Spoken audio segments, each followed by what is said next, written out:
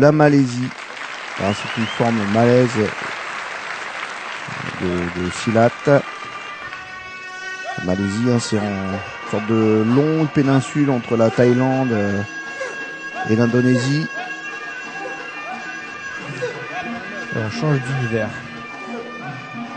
Et donc nous sommes sur un style de Silat. Alors le Silat, c'est Pencak Silat. Silat, c'est une sorte de fourre-tout extraordinaire et d'une très très grande richesse des arts martiaux, des styles de combat, des écoles de la Malaisie, de l'Indonésie.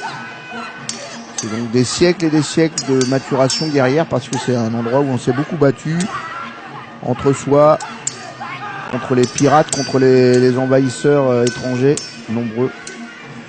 Et donc c'est un style assez guerrier. Mais alors là on a une école qui est une des principales écoles de Malaisie, qui nous présente un style plus dansé.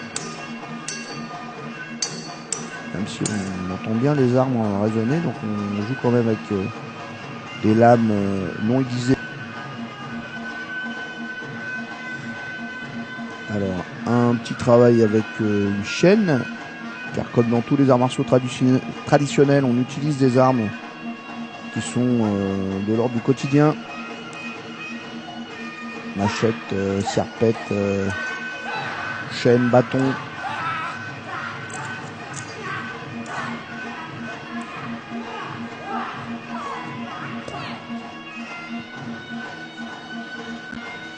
Et on voit qu'il y a différentes manières de s'en servir pour parer l'attaque, et puis maintenant un petit peu comme un nunchaku.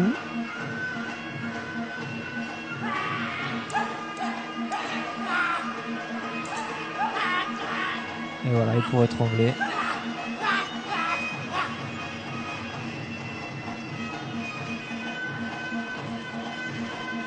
Et le postural spécifique des arts martiaux indo-malais. Donc on est en Malaisie, on fera un petit tour par l'Indonésie tout à l'heure, avec une démonstration dont on pourra mesurer les différences, ça va être intéressant. Et puis aussi une version plus self-défense, plus moderne du Pencak Silat. Enfin là c'est pas du Pencak Silat, hein, c'est du Silat malais, Senigayong. Il y a des petites différences.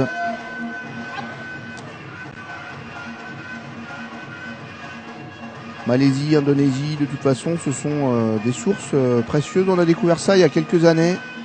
Avant, on était sur le Japon uniquement. Et puis après, il y a eu la Corée. Et puis quelques pays comme le Vietnam. Et puis, on a découvert aussi l'Indonésie, sa richesse. Les variations malaises. Et Philippines aussi, avec les bâtons philippins.